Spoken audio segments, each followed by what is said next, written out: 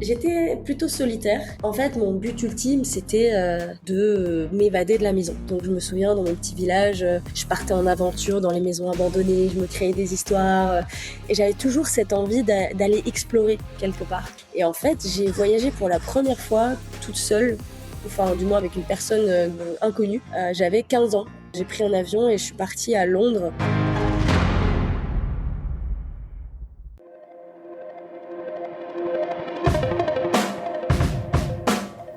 Vous écoutez Les Frappés, le podcast de celles et ceux qui se dépassent. Je suis votre hôte Loïc, ancien sportif de haut niveau en judo, coach préparateur mental et amoureux d'activités outdoor en tout genre. Ma conviction, c'est qu'on a tous un frappé au potentiel exceptionnel qui sommeille en nous. J'ai créé ce podcast pour vous faire découvrir des femmes et des hommes qui ont osé le réveiller. Mes invités sont des athlètes de tout niveau, des aventuriers professionnels, des voyageuses au long cours, des entrepreneuses ou encore des militaires, des forces spéciales. Toutes et tous partagent à mon micro des récits inspirants qui vont vous faire passer à l'action. Attention, une écoute régulière peut entraîner des changements positifs irrévocables dans vos vies. Écoute, je suis ready. Tu es ready, c'est parfait. Eh bien écoute, bienvenue Gaëlle au micro des Frappés. Je suis absolument ravi de te recevoir sur le podcast en direct d'où en Inde? T'es où là en ce moment d'ailleurs? Tout d'abord, merci. Merci pour l'invitation, ça me fait trop plaisir. Je suis vraiment tout au sud de l'Inde, dans une région qui s'appelle le Kerala. La ville, bon, le nom est un peu compliqué, je sais pas si ça sert à grand chose que je le dis, mais c'est Tiruvananthapuram. Je vois tout à fait. Donc voilà, je suis vraiment tout au sud, très proche du Sri Lanka. Excellent. Trop bien. Gaëlle, habituellement, quand je reçois des invités, c'est souvent sur des thématiques liées au sport, à l'aventure, à l'exploration, parfois des anciens des forces spéciales, des entrepreneuses. Donc, habituellement, ma première question, c'est dans les grandes lignes, quel a été ton parcours? Voilà, là, ça va pas être possible pour toi, clairement pas. Donc, ce que je te propose, c'est peut-être plutôt de nous expliquer ce que tu fais aujourd'hui, si ça te va, et après on déroulera un fil, si tu veux, rétro-chronologiquement parlant, et on reviendra à pourquoi tout ça, comment est-ce que tu en arrives à te retrouver dans le Kerala aujourd'hui. Ok, très bien, ça me va. Donc actuellement, je suis en Inde, comme on disait, depuis le mois d'octobre 2025. Je suis partie un peu sur un coup de tête, oui et non. Je pourrais l'expliquer un peu plus tard, mais je suis partie apprendre un art martial ancestral qui s'appelle le Kalaripayat. C'est un art qui date de plus de 3000 ans, qui, selon certaines légendes, histoires, serait l'ancêtre du Kung-Fu. Et Ok. il est réputé comme étant mère de tous les arts martiaux. Et donc c'est pas très connu pour le moment, et donc je fais ça depuis 7 mois maintenant, et je crois que j'ai trouvé quelque chose qui me correspond. Excellent. C'est quoi du coup les particularités au-delà de l'histoire? Et effectivement, c'est vrai qu'un art martial de plus de 3000 ans, quand j'ai lu ça, j'en avais pas en tête auparavant, mais c'est quoi les particularités? Quel type de mouvement? Avec quoi est-ce que ça se pratique? C'est tellement large finalement. On a en gros le Kalari, si on suit le process d'apprentissage, on commence par conditionner le corps. Donc il y a des mouvements très particuliers qui permettent de masteriser son corps, si je puis dire. Par exemple, il y a tout un enchaînement qui s'appelle le Meipayat, qui veut dire littéralement se battre avec son corps. Donc l'idée, c'est de se connaître tellement dans ses moindres recoins, dans ses faiblesses, dans ses forces, qu'on cultive cette confiance en soi et que plus rien ne puisse faire peur. Parce qu'on se connaît tellement que l'extérieur n'a plus d'emprise sur nous. Donc c'est vraiment, moi en tout cas, la philosophie que j'en retire. Et, euh, et en fait, quand on master, j'ai trop l'anglais en tête là, du coup je sais plus comment on dit en Maîtrise. français. Quand on maîtrise, merci. Quand on maîtrise le corps, après on vient aux armes. Donc on a les armes en bois, donc les sticks. Moi je suis toujours au minimum. Là j'en suis au bâton, hein, comme on peut voir souvent dans le kung-fu, les choses comme ça. Donc c'est assez similaire, de plein de formes différentes. Après on a les armes en métal. Donc, j'ai pu aussi expérimenter le fait d'avoir des enchaînements avec des épées et des boucliers. Donc, je me retrouve littéralement entre des personnes qui combattent avec des haches, avec des épées, avec des lances. c'est, c'est assez fou. J'ai l'impression d'être dans une autre dimension, une autre époque. Mais, mais c'est génial. C'est tellement puissant. Et en fait, c'est le seul art martial qui a également toute une dimension de soin. C'est-à-dire que lié au Kalari, on a ce qu'on appelle les marmas, les points marmas. Et en fait, quand on maîtrise toutes les armes, après on apprend tout ce qui est technique de soin. Et donc, à travers le corps, on a une centaine de points marmas, 108 si je me trompe pas. Et ces points sont très stratégiques. On peut soigner des personnes avec de la pression ou on peut les mettre à terre. Donc, il y a certains points vitaux, certains points de soins qui peut débloquer des muscles, enfin, si on se coince, ou même niveau santé, des choses dans l'estomac, enfin, juste avec des points de pression. Et donc, c'est la particularité aussi du Kalari de pouvoir soigner.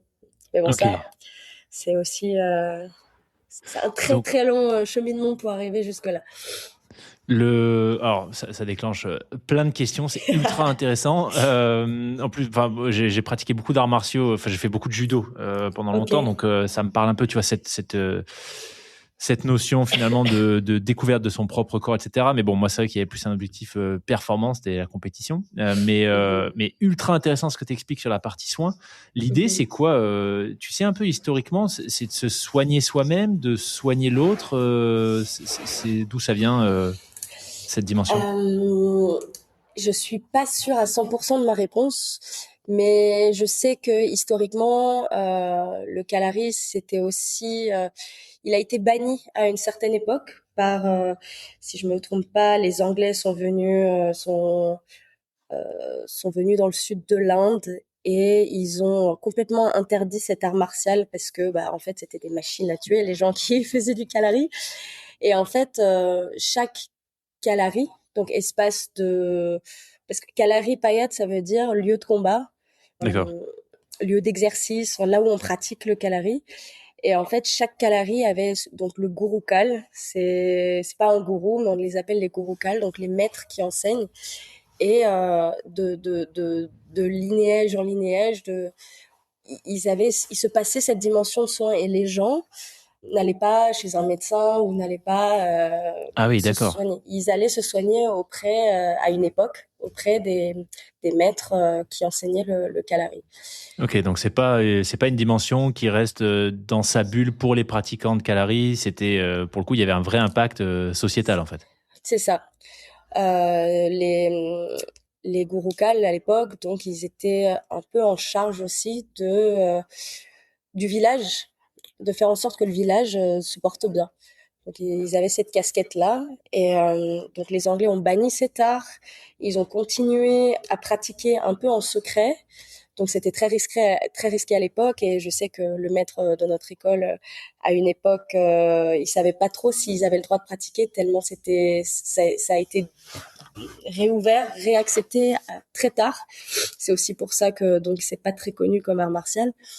Et et oui, il y a eu une petite fenêtre un peu, on ne sait pas si on peut pratiquer, si c'est toujours légal ou pas. Et, euh, et voilà, j'ai un peu perdu mon fil du coup. Mais, mais voilà, la dimension de soin. En tout cas, là, moi où je suis, le Gurukul, et c'est la cinquième génération. Et en fait, son père, il soignait toutes les personnes, venaient au Kalari, il faisait la queue pour être soigné. C'était vraiment tout le monde venait pour raconter bah, voilà, les problèmes, les douleurs, etc. et trouver les moyens de soigner, quoi. Ok. Et aujourd'hui, c'est quoi la place de cet art martial dans la société? D'ailleurs, je suis assez curieux. Est-ce que tu disais que c'est relativement peu connu? Mm. Est-ce que c'est un sport enfin un art martial qu'on retrouve à l'étranger? Enfin, comment toi, t'en as entendu parler déjà peut-être pour commencer par ça. Alors moi, l'histoire, elle est assez, comment dire. En gros, l'année dernière, j'avais décidé de partir en Chine à la base. Je voulais aller apprendre le kung-fu. Je voulais partir 1 an chez les moines Shaolin. C'était mon but ultime. Je me suis préparée pendant 1 an. J'avais cherché plein d'écoles, j'avais économisé pour, etc. Mais mais il y avait un truc qui coinçait. J'arrivais pas à trouver d'école. Pourtant, je voulais toujours aller là-bas. Et en fait, fin août l'année dernière, 2025, j'ai fait une rencontre vraiment par hasard. Un homme qui m'a dit, oh, tu devrais rencontrer ce médecin qui faisait une médecine alternative. J'étais curieuse. Je me dis, bah vas-y, pourquoi il me dit d'aller le voir? J'en sais rien, mais je vais aller le voir. Et cet homme-là, je me souviens, il m'a dit, mais comment t'es venu jusqu'à moi? Je fais, bah, on m'a recommandé. Et il m'a dit, ok, c'est pas pour rien que tu sois là. Et, euh, et je lui raconte que j'ai prévu d'aller en Chine apprendre le kung-fu et il me regarde d'un air un peu étonné. Toi, en Chine, comment ça se fait? Je sais pas pourquoi, je veux pas te donner d'avis, mais j'ai pas l'impression que ton chemin soit vers la Chine. Et là, il me dit, bah, tu devrais te renseigner sur le Kalari. J'ai dit, le quoi? Le Kalari. Et j'avais mon avion dans 2 semaines, 3 semaines, j'avais mon Ah avion ouais.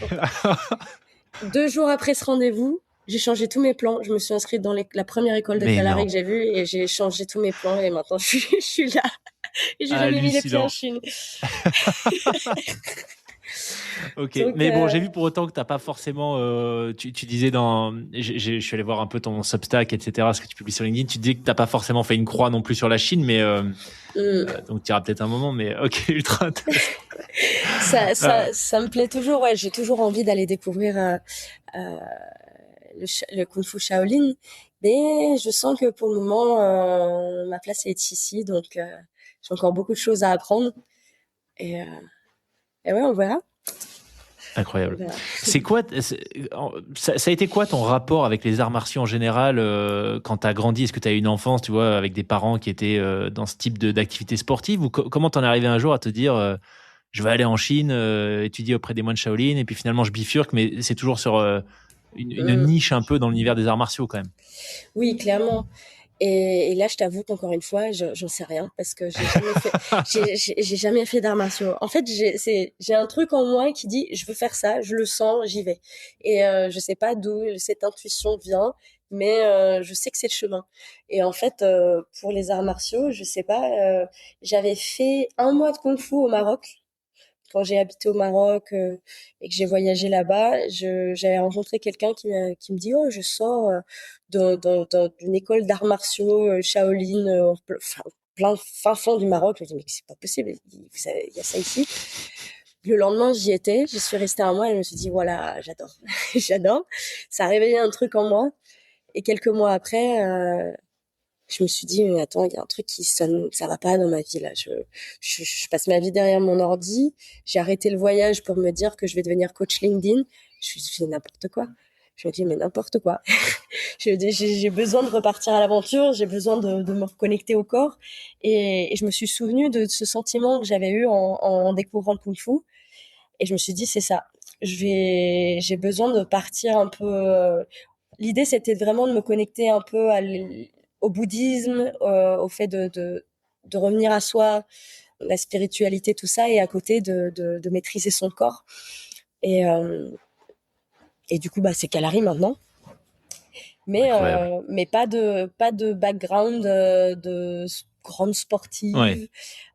Donc même pour moi, ça m'étonne beaucoup parce que là, je me retrouve à faire un truc qui est tout le temps différent, mais quand même tout le temps pareil. Je me réveille, je vais à l'entraînement, on fait les mêmes mouvements, euh, mais pourtant, j'adore. Et C'est c'est que tu parles des entraînements là. C'est quoi du coup ta vie là depuis 6 7 mois ça a l'air quand tu l'as décrit, ça a l'air effectivement assez varié. mm, J'ai l'impression qu'il y a une notion un peu d'évolution. Quand tu commences à maîtriser une arme, tu passes à l'autre, etc. Hein, une sorte de montée en grade. Donc, mm. ces 6 derniers mois, ils ont ressemblé à quoi au quotidien? Alors, donc je suis arrivée là-bas, je suis allée direct en fait dans le programme pour devenir prof. J'ai même pas testé l'art avant de me dire bah allez je vais faire passer une certification. Je me suis dit bon pourquoi pas. Comme ça j'allais voir plus en profondeur. Donc déjà pendant 2 mois c'était des réveils à 5h30 6h et on avait des pratiques jusqu'à 18 19h. On a 2 gros entraînements de 2 heures, matin et après-midi, où donc généralement c'est séparé en 2 grosses sessions de warm-up. Donc les warm-up sont assez longs. Et après, soit on pratique le stick, soit on pratique le gada, c'est une espèce de grosse massue, soit on fait les mouvements de corps. Donc ça dépend du jour ou de la flexibilité aussi, ou du conditionnement. C'est vrai que là, on a aussi ça pour devenir plus fort. On a, clairement, on s'éclate les mains contre le sol. Des choses comme ça, où on se donne des coups de bâton, un peu comme on peut voir dans certaines vidéos de Kung Fu, où tu les vois qui se frappent avec un bâton sur les muscles, des choses comme ça. Donc, ouais, voilà. Et de la théorie aussi. Ok. Et après, du coup, on baigne dans l'hindouisme, mais pas. Enfin, vraiment, c'est plus la spiritualité ici. Donc, bien sûr, les dieux sont très importants pour eux, mais ils voient plus ça comme. Je sais pas comment dire. Si je commence à partir là-dedans, ça va plus en finir. Mais du coup, il y a beaucoup de pratiques aussi où on va faire de la méditation, on va faire des offrandes de fleurs ou des choses comme ça, aux attributs des déités. Enfin, voilà, c'est assez. C'était très nouveau ça pour moi et un peu perturbant au début parce que du coup tout est nouveau, mais hyper enrichissant de découvrir un peu comment ils pratiquent leur spiritualité et Ouais. comment ils vivent en Inde, quoi. J'imagine, ouais. Dans ce que tu décris, ce qui a l'air ultra intéressant, c'est que j'ai l'impression que c'est pas un art martial pour faire du sport et transpirer et éventuellement faire des compétitions. J'ai plus l'impression que c'est un art martial pour la spiritualité, un mode de vie, la connexion avec le corps, ce qui est pas forcément l'approche qu'on a de manière spontanée en Occident avec les arts martiaux en général. Oui, clairement. C'est un art de vivre. Ouais. C'est un art de vivre. Après, la particularité du Kalari où je suis, si on repart historiquement, le Kalari, de base, on commence à 4 ou 7 ans et tu peux pas y accéder. Si c'est plus tard, tu peux plus y accéder. À partir d'un certain âge, tu peux pas pratiquer le Kalari. Donc ça a beaucoup évolué. Et donc le Kalari où je suis, l'idée c'est de pouvoir développer un maximum pour que tout le monde puisse bénéficier des bienfaits du Kalari sur le corps. Donc il y a des programmes qui ont été adaptés pour les personnes plus âgées, pour les enfants, pour des personnes locales aussi, enfin localement dans la région pour que les personnes pratiquent une activité sportive. Donc l'idée ça a été de rendre le Kalari un peu plus global. Et j'ai perdu le fil. Je Oui, suis désolée. non, t'inquiète. Une pratique finalement d'un art martial qui est plus spirituel, un mode de vie, tu disais, Ah que oui, forcément compète, etc. c'est ça. Et du coup, donc oui, en effet, il y a clairement tout un art de vivre parce qu'on a des pratiques de méditation, on a les pratiques, comme je te disais, d'offrande, ils appellent ça des pujas. Et, euh, et donc, c'est vraiment tout un panel de petites pratiques tout ensemble. On a des pratiques avec le soleil, on a des pratiques de respiration. Donc, c'est très global. Mais il y a aussi tout un penchant compète.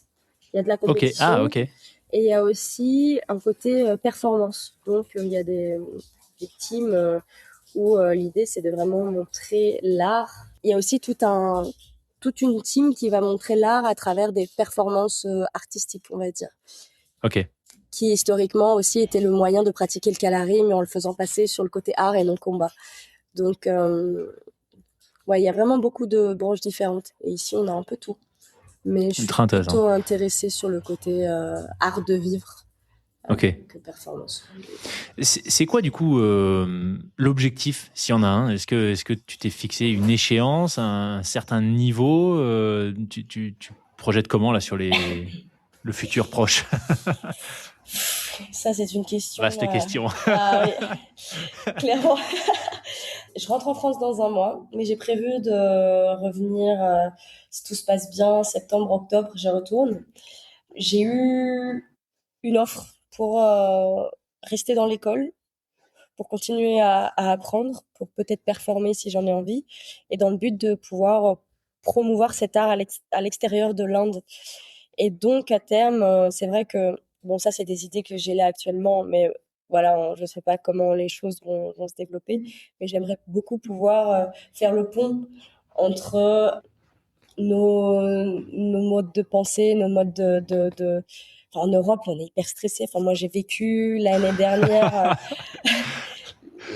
attends, on est en 2020, ouais, 2024-2025, j'étais dans un état pitoyable. Je peux dire maintenant, je pense que j'étais en dépression, j'arrivais plus à dormir, je me posais des questions sur le futur. Et là, quand je vois comment ils sont zen, enfin, en tout cas là, au Kalari, pas tous les Indiens sont comme ça, mais en tout cas les personnes qui pratiquent le Kalari, mais j'ai jamais vu des gens qui se maîtrisent autant dans leurs émotions, dans leurs peurs, et, euh, et tout se passe bien. Et en fait, c'est cultiver un peu cet état d'esprit de warrior, comme ils disent. Et j'aimerais beaucoup faire le pont parce qu'avec mon passé où c'était très compliqué pour moi, je pensais pas réussir à trouver ma voie un jour. J'avais toujours l'impression de courir. Et là, cette art, vraiment, elle m'ancre dans le corps. Et, euh, et je réalise à quel point on n'a pas besoin de courir autant.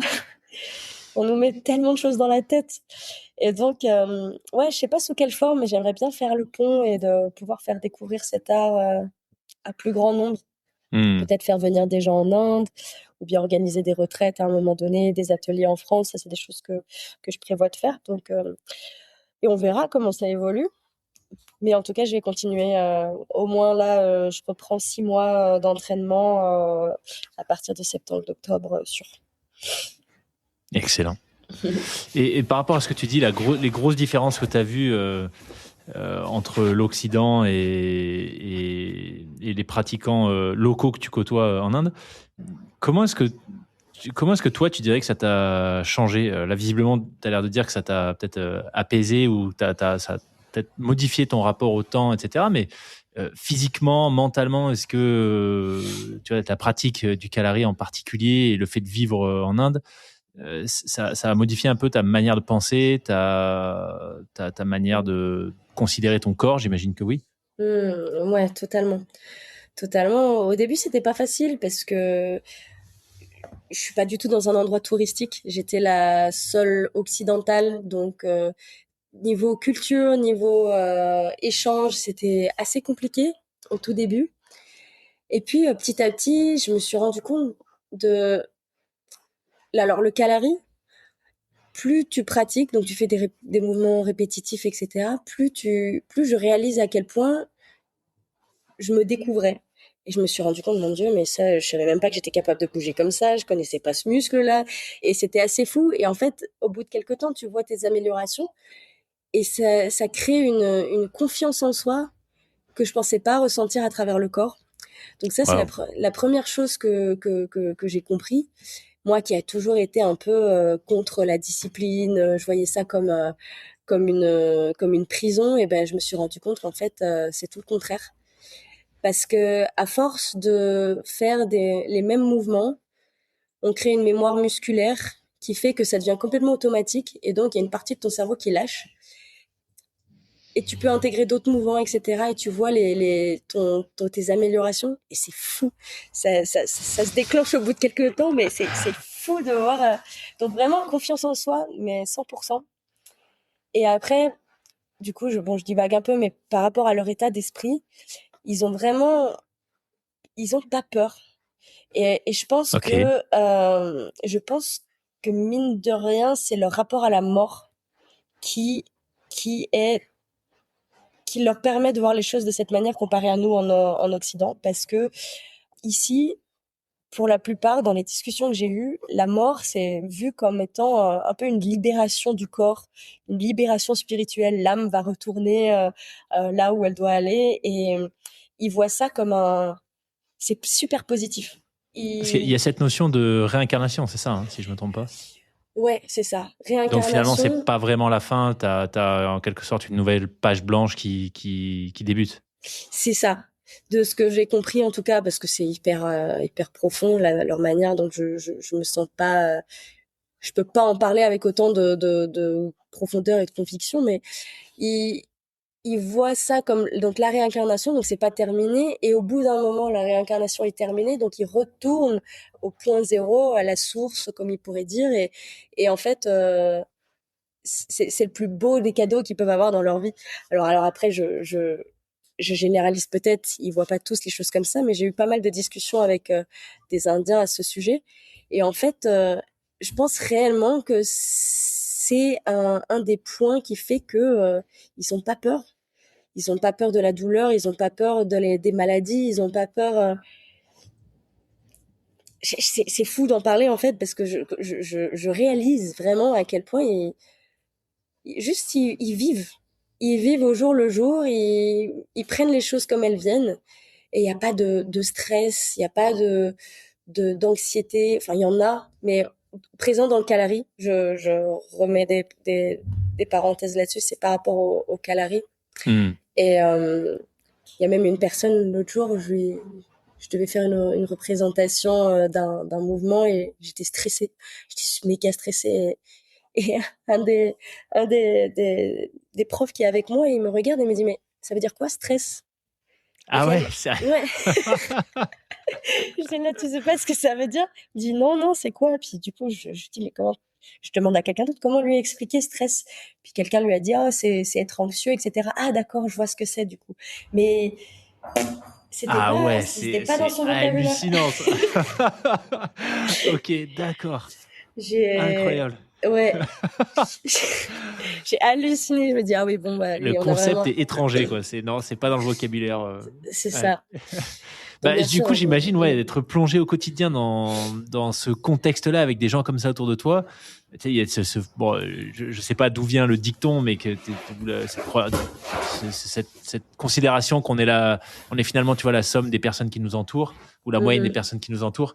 Bah, là, j'imagine que toi, ce que tu vis, finalement, est-ce que enfin, ça doit être ça, en termes d'émulation, de changement de perspective, ça doit être complètement fou d'être immergé aussi longtemps dans une culture où il y a autant de différences et de voir toi le progrès perso sur ces sujets de spiritualité, reconnexion clairement. et l'oubli du mot stress. Ouais, clairement, clairement. Puis ça ouvre l'esprit parce que c'est vrai que quand on est cantonné à tout ce qu'on a vu, tu vois, on est dans cette société où on fait les études, on va travailler, on fait un 35 heures, etc. On pense que c'est la normalité et ici, c'est pas facile pour eux. Ils travaillent beaucoup plus que nous. Je les vois, ils ont pas de jour off. Ils sont tout le temps au Calari, ils sont tout le temps, ils enseignent, ils, tout le temps en action. Mais ils se plaignent pas, tout va bien. Enfin, tout va bien. Je peux pas me permettre de dire ça forcément, mais ils ont une maîtrise sur eux qui est incomparable. Et donc vraiment, c'est une super belle leçon pour moi dans le sens où je me rends compte de tous les privilèges qu'on a. On a un 35 heures, on se plaint, ils ont un 60 heures, ils se plaignent pas. Et ça me conforte sur toutes les chances qu'on a et en fait ça me motive encore plus à me bouger quoi quand je vois tout ce qu'ils font et ouais ça remet un peu l'église au milieu du village, tu vois, Ouais. ça permet vraiment de se rendre compte de ce qu'on a, de retrouver cette humilité et ça fait du bien, ça fait du bien. T'appréhendes du coup un peu le retour en France après 6-7 mois sur place? Un peu. Je sais C'est pas vrai. trop. Je sais pas trop. J'ai du mal à réaliser, je t'avoue, parce que du coup, je suis partie en septembre, donc ça fera 9 mois, je crois, en tout à peu près. Donc, j'avais prévu d'y aller 2 mois de base. Donc mon parcours, c'est un peu rallongé et j'arrive pas trop à savoir ce que je ressens sur le retour en France. C'est comme si j'avais jamais été en France. C'est un peu bizarre. Ok. Mais, mais je suis contente tu vois, de retourner, revoir un peu, voilà, les proches, la famille, etc. Mais je pense que je vais avoir De très hâte de repartir. retourner. Ouais. Ouais, quand tu seras, tu retournes sur Paris ou ça va être sur Paris que tu vas être pendant quelques mois? Euh, Bourgogne, principalement Bourgogne, mais Ok, je vais être sur Paris quelque temps aussi. ok, Je vais pas mal bouger, je pense. ok. Mhm. Ça pourrait être une expérience fun de te retrouver, tu vois, sur une petite ligne de métro le matin en heure de pointe, histoire de te replonger, de te réapproprier ce que c'est le rythme parisien. Mais ok. J'avais pas Hum, pensé à ça. ouais.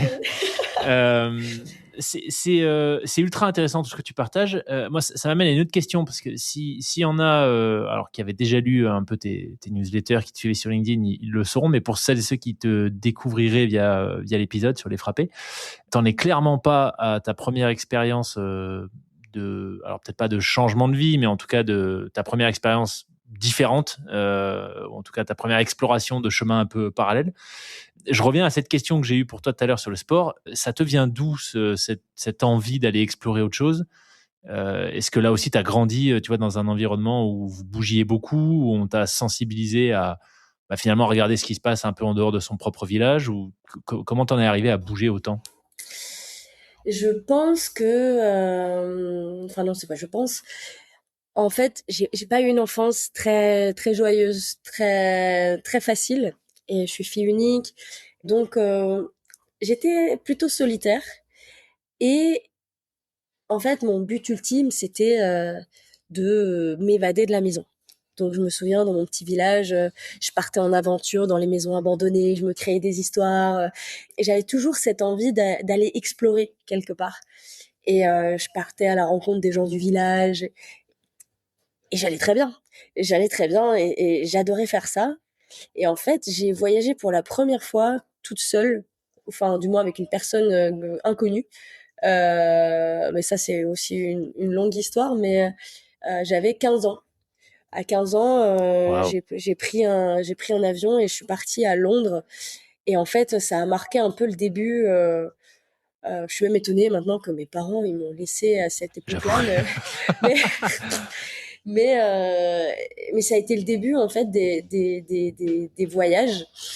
Et donc ouais, à 15 ans, j'ai fait mon premier voyage, mais comment dire, j'avais une famille un peu pas traditionnelle, mais mon père me disait réalise tes rêves, sois folle et fais les trucs les plus fous, parce que moi je voulais les faire, donc fais-les.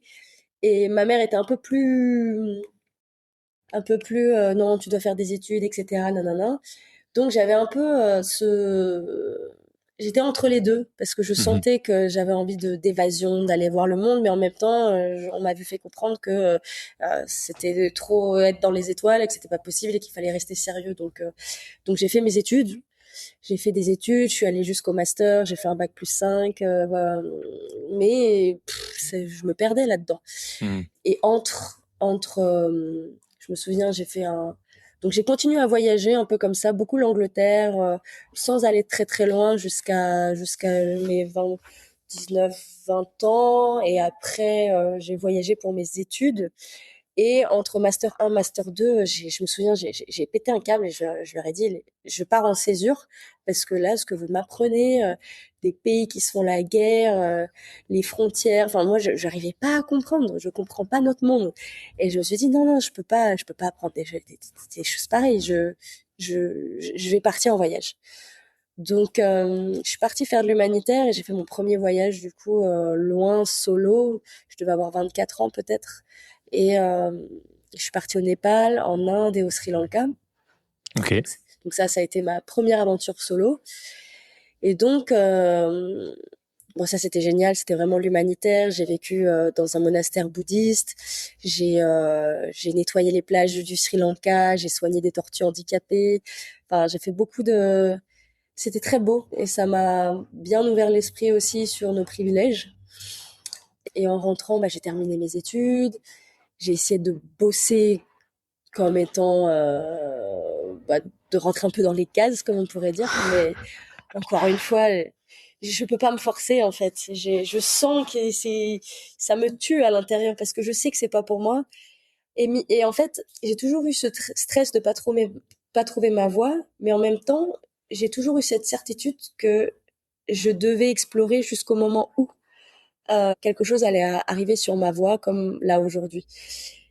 Et donc, je me suis laissé cette chance-là de pouvoir continuer d'explorer. Donc j'ai vécu aussi en Espagne. À une époque, j'ai aussi acheté un van aménagé. J'ai traversé France, Espagne, tout le Maroc pour aller jusque dans le Sahara. Ça, je l'ai fait 3 fois. Ok. J'ai vécu aux Pour portes un du événement en désert. particulier dans le Sahara ou pourquoi le Sahara 3 fois? Bah, j'avais trop aimé être là-bas. De base, j'étais partie pour faire une retraite dans le désert. Une connaissance qui organisait des marches dans le désert avec les Touaregs.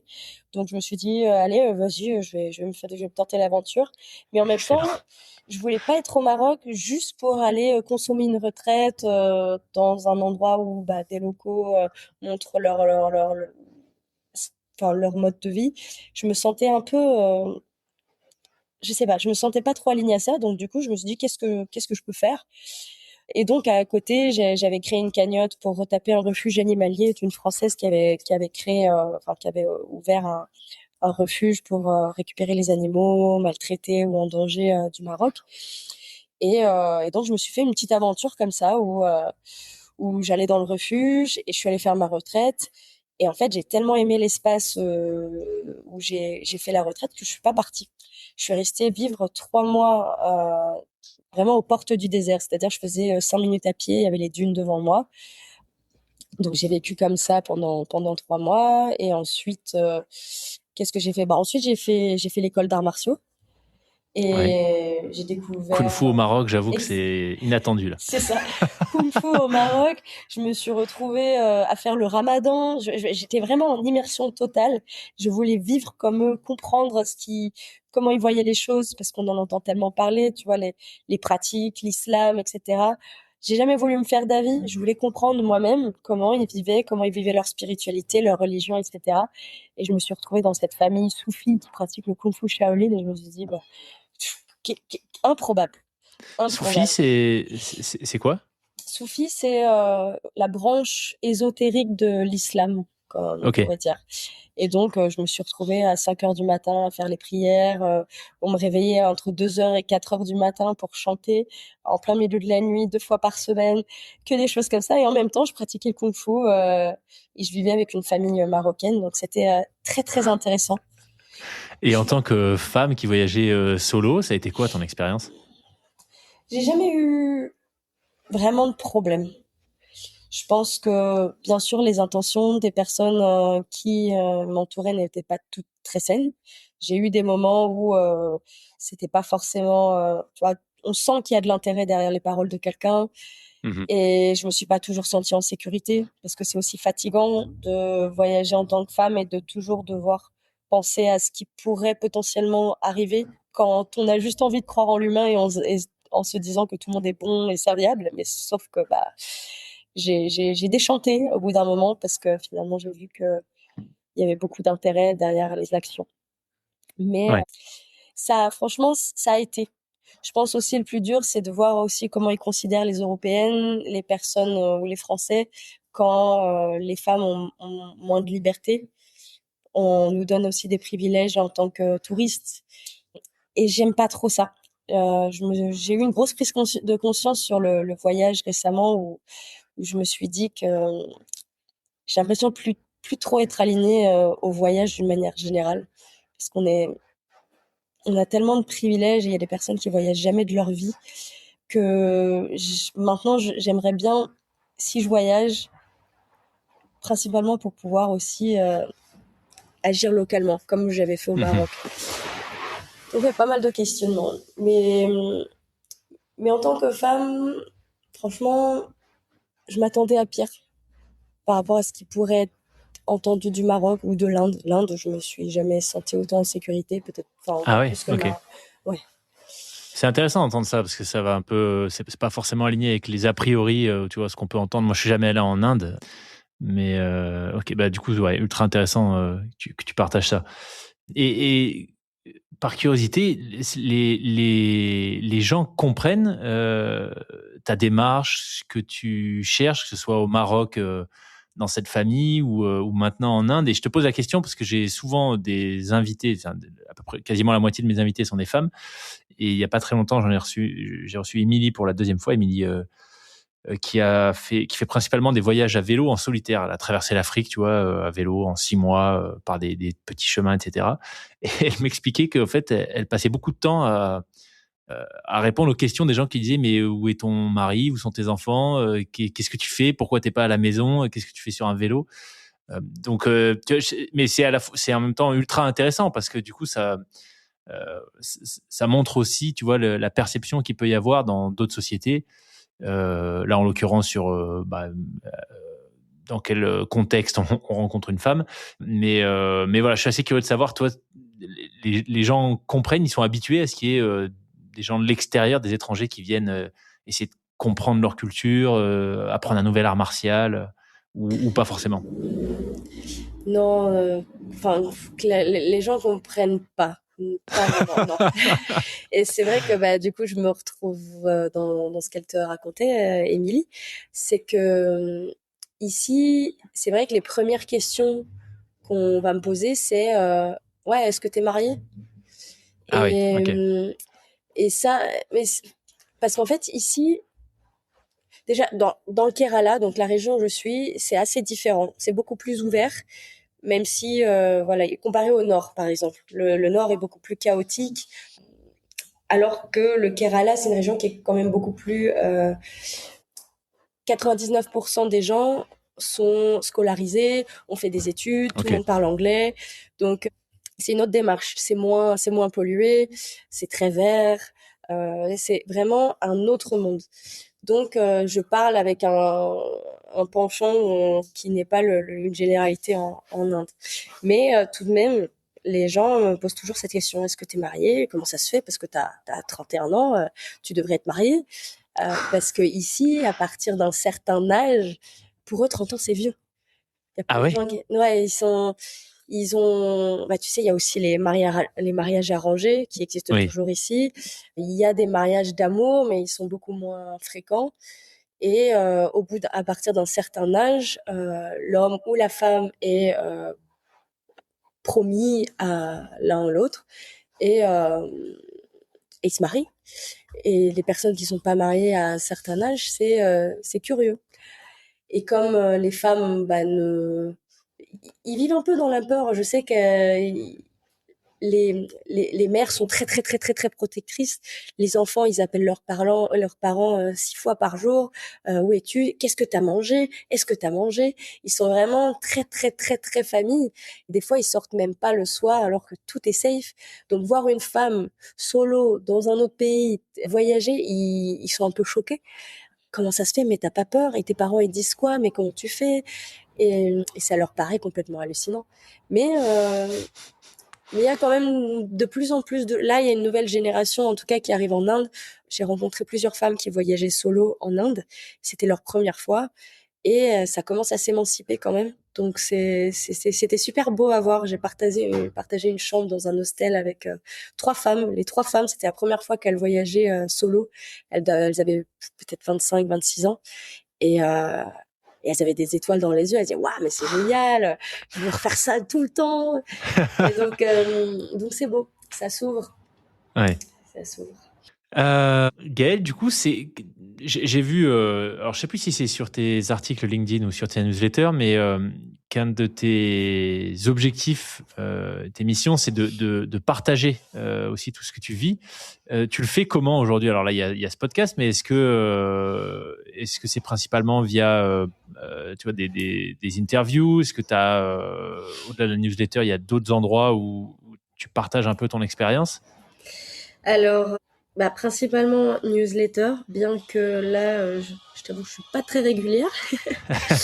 Mais bon, je peux pas faire les deux en même temps. Je dois vivre Ouais. mon aventure, intégrer et ensuite en parler. Donc, je sais que je vais réécrire bientôt. Je sens que ça commence à me titiller.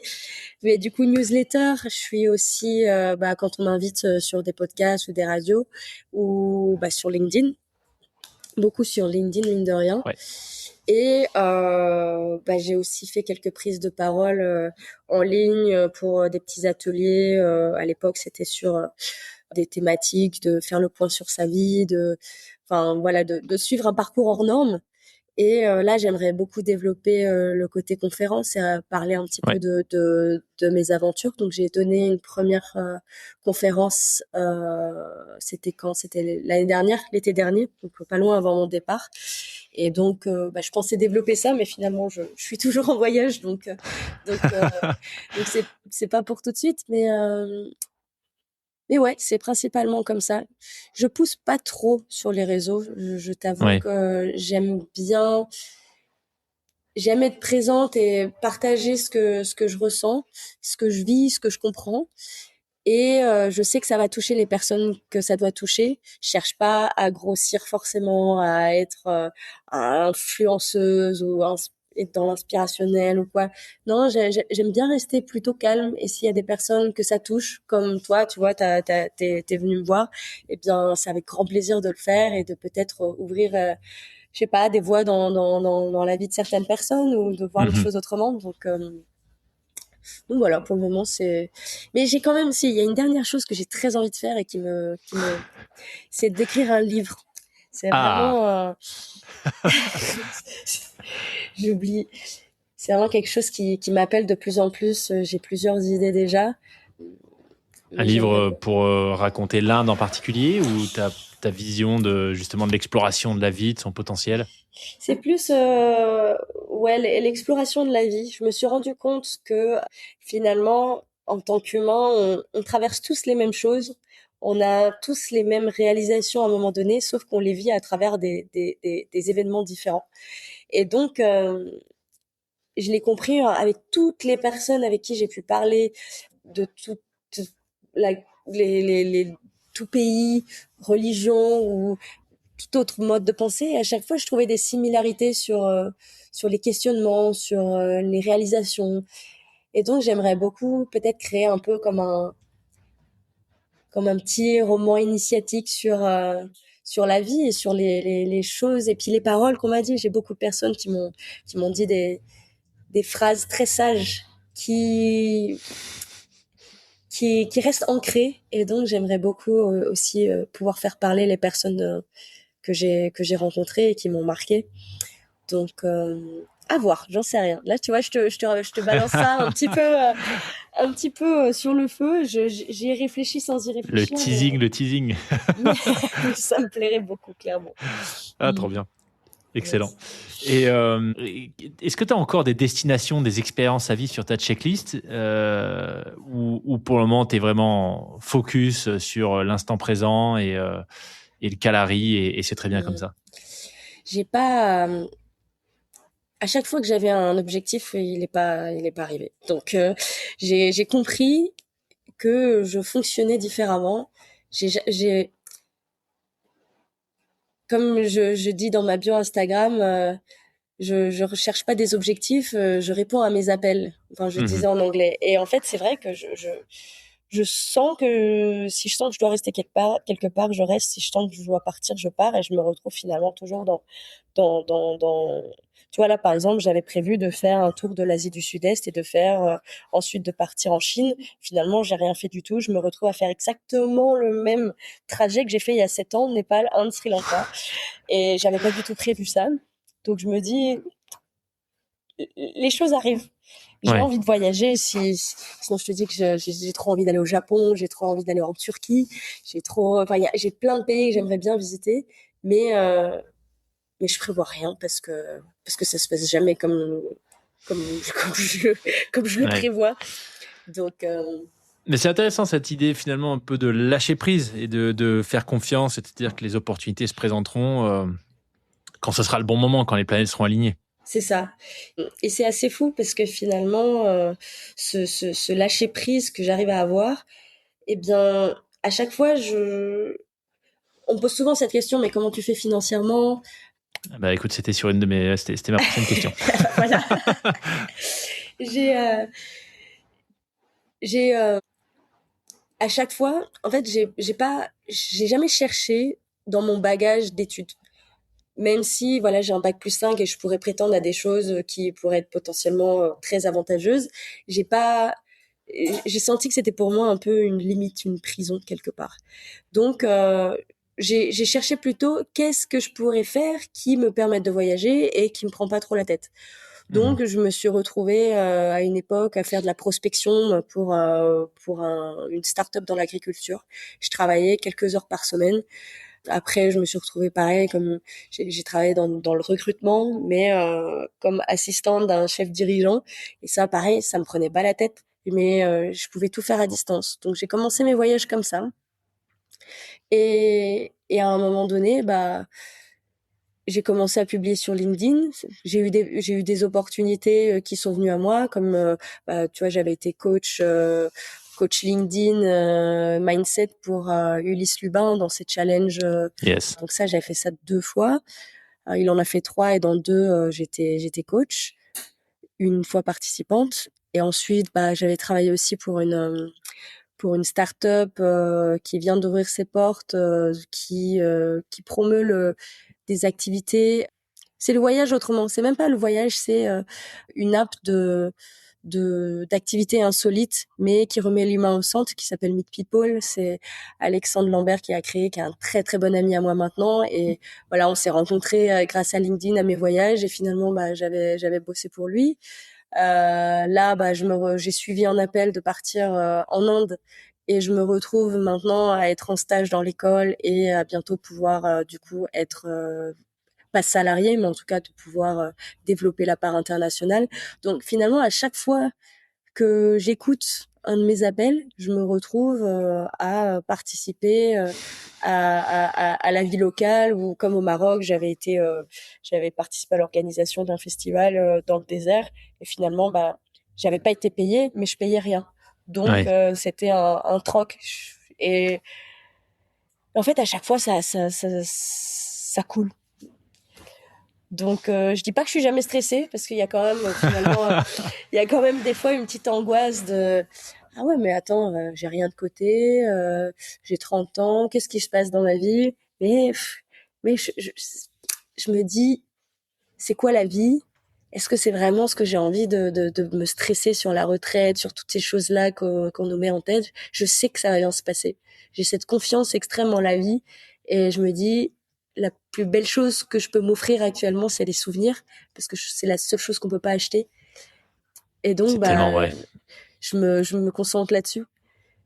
Si un jour je suis vraiment dans la panade financière, mais c'est pas grave parce que je sais que je peux travailler. Je sais que je vais travailler dans un resto ou même s'il faut faire du ménage, je m'en fiche complètement. Si j'ai pu à côté découvrir des pays, découvrir des cultures, à suivre mes envies, m'ouvrir l'esprit, découvrir des humains, enfin, il y a rien de plus beau pour moi. C'est vraiment, ça me passionne et je peux être pauvre toute ma vie tellement je suis riche de mes expériences, tu vois. Waouh, ça c'est ah ouais, magnifique, ouais, magnifique. C'est ultra intéressant ce que tu partages et ton point de vue. J'avais fait, j'ai suivi une formation quand je travaillais encore chez Apple. Apple m'avait payé en partie une formation de coach, pas coach sportif, coach, tu vois, business coach, coach en performance.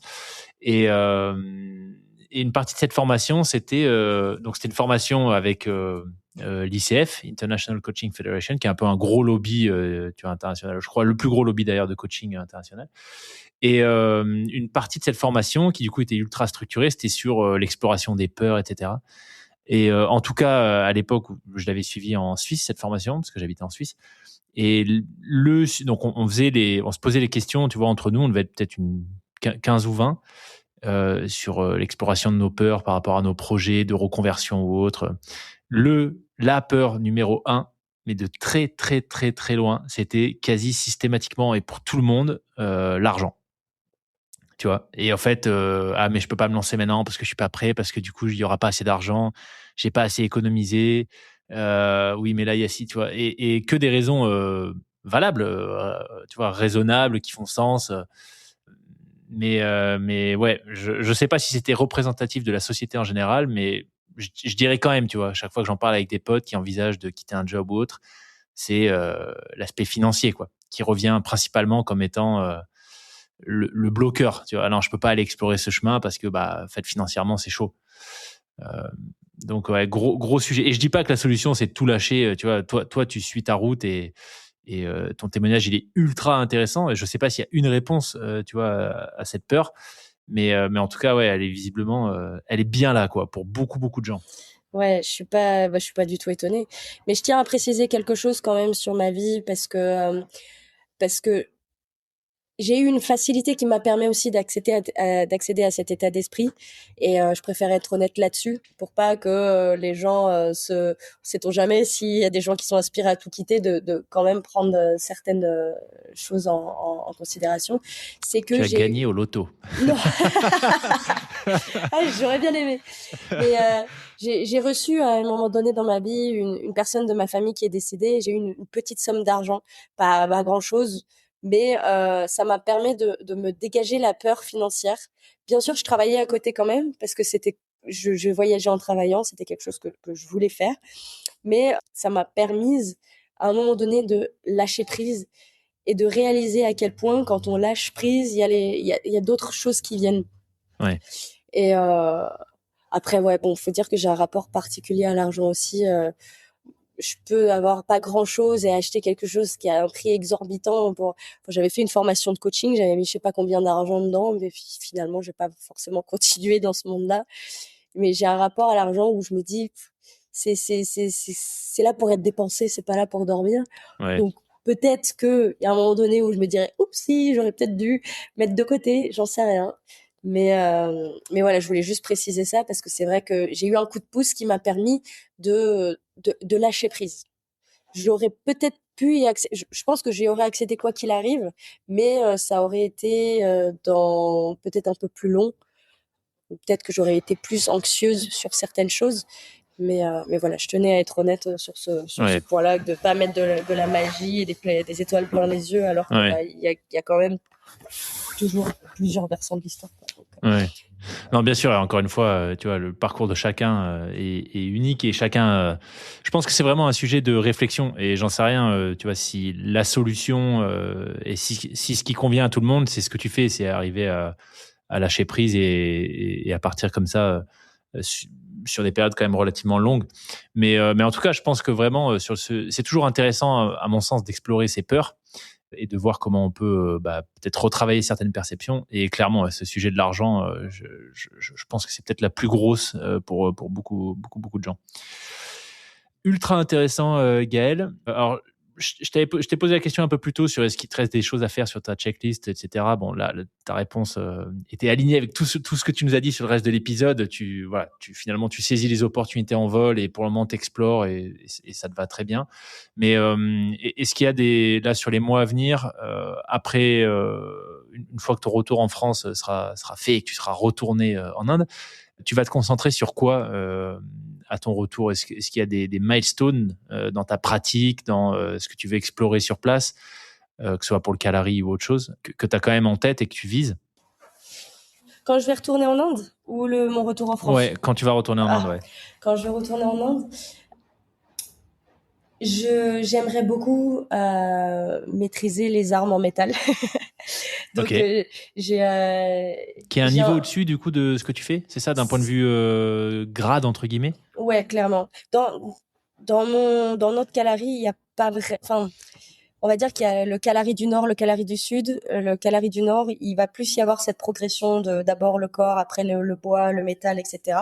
Ici, on est un peu plus, chacun avance à son rythme. On n'a pas tous les mêmes capacités. Certains vont plus vite, certains vont plus lentement.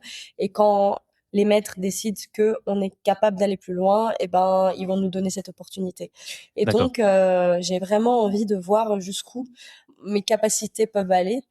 Et et aussi un petit challenge vis-à-vis de moi-même, de me prouver que, en tant que femme à 30 ans, qui n'a pas un parcours très sportif, eh ben, voir tout ce qu'on est capable et que rien n'est impossible et qu'à n'importe quel âge, on peut commencer des choses. Donc, j'ai pas forcément d'objectif. J'ai juste envie de maîtriser au mieux cet art, comprendre mon corps dans ses moindres recoins et de pouvoir à un certain moment enseigner. Je suis très intéressée par la dimension de soins et j'aimerais bien voilà me développer et m'entraîner assez pour qu'à un moment donné, on me dise que je puisse accéder à la dimension de soins. Donc, on va dire que c'est ça l'objectif pour le moment. C'est quoi l'arme en métal la plus stylée que tu as en tête? Je sais pas comment elle s'appelle, mais il y a une espèce de massue. Avec vraiment... des pics partout. Mais oui. Sérieux, c'est vrai. Non, vraiment, t'as l'impression d'être...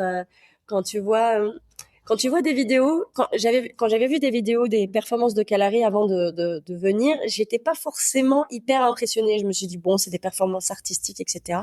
Puis après, quand j'ai vécu les performances en temps réel, je me suis dit, mais c'est des malades, les mecs.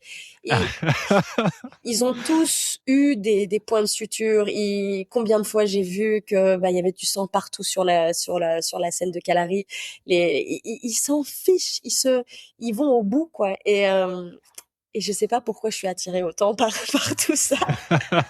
Il y a un esprit guerrier en moi qui se réveille quand je suis là-bas, et en fait, il y a, ouais, j'ai envie de, je sais pas. Il y a quelque chose qui bouillonne en moi quand je les vois performer. J'ai trop envie de découvrir la hache, l'épée, le bouclier, enfin vraiment tout ça. Et puis, ah non, j'ai pas parlé de ça. Ils ont une arme, une épée flexible qui s'appelle l'urumi, qui est la dernière étape ultime de maîtrise dans les armes et qui est particulière au Kalari. Et donc, à l'époque, ils utilisaient cette arme en tant que ceinture, et dès qu'il y avait un danger, ils la sortaient et bam. Et en fait, ils ont des performances artistiques avec cette arme. Et donc, quand on atteint un certain niveau, on a le droit d'y accéder. Et c'est assez... c'est un peu le Graal du Kalari de pouvoir pratiquer l'Uvomi. Donc, peut-être ça aussi, tu vois. Ouais. Excellent. La masse, c'est pas la Gada, c'est autre chose, hein, c'est ça, c'est plus un outil d'entraînement, ça. Le Gada, ouais. Le Gada, ouais.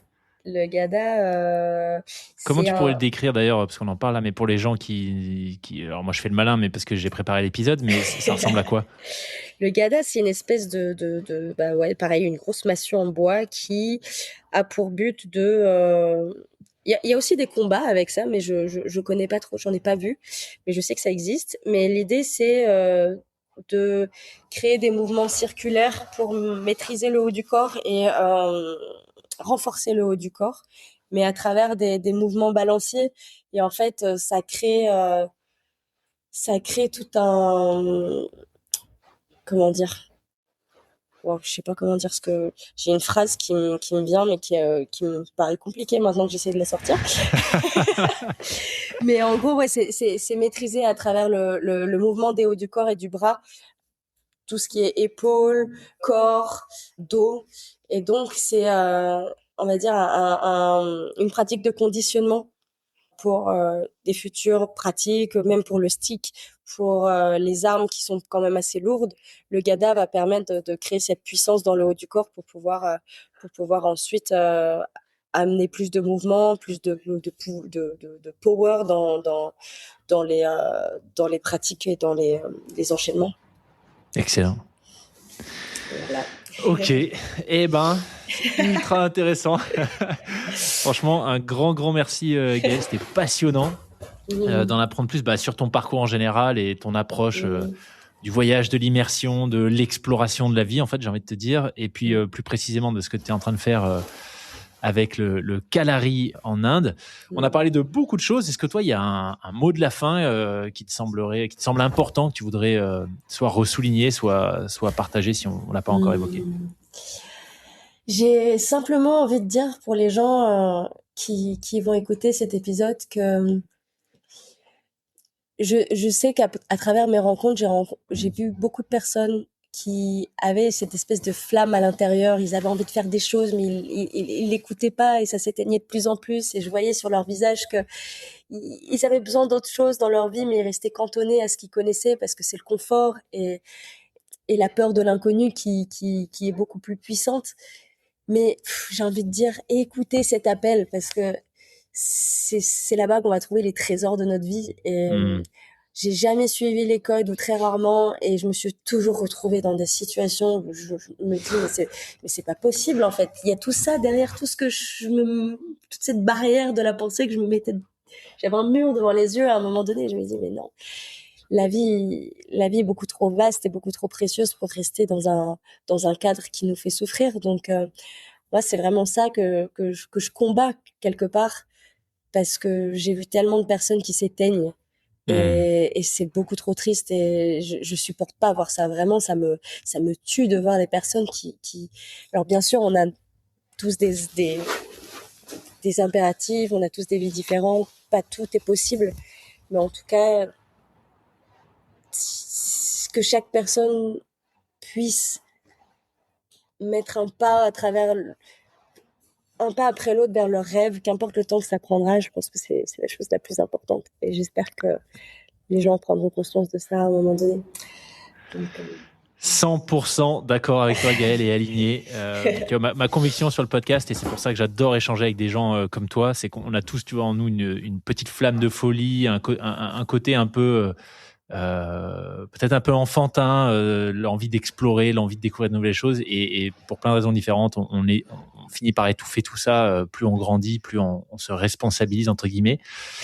Mais pour autant, la flamme, je pense qu'elle est jamais complètement morte, et je suis comme toi convaincu que l'enjeu, le sujet, c'est d'arriver à la raviver, tu vois, à réveiller ce petit grain de folie, ce petit grain de frappé qu'on a en nous.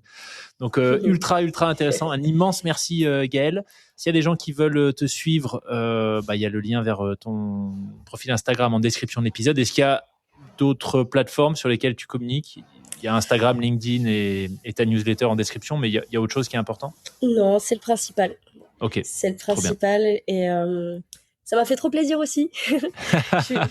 Déjà, quand tu m'as proposé et que j'ai vu le nom du podcast Les Frappés, je savais déjà que c'était un grand oui, et donc j'ai passé vraiment un super moment. Je suis très contente d'avoir pu parler un peu de mon parcours, et voilà. Je me suis régalé aussi. Un immense merci, Gaëlle. Profite bien de ces dernières semaines en Inde avant ton retour en France, et puis écoute, je vais continuer à suivre ce que tu fais. Je te dis peut-être à une prochaine pour un nouvel épisode, pour le récit de nouvelles explorations. Avec grand plaisir. Merci Gaëlle, salut. À bientôt.